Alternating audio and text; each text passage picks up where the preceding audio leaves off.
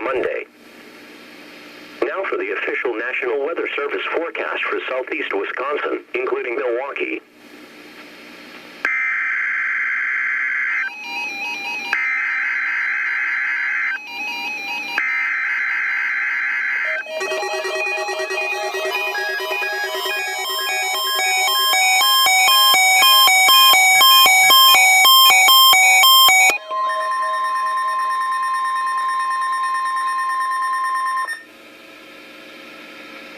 This is a weekly test of the NOAA Weather Radio Warning Device.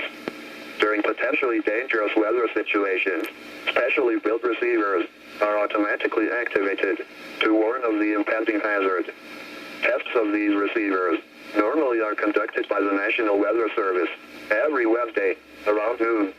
When there is a threat of or existing severe weather in the area on Wednesday, the test is postponed until the next good weather day.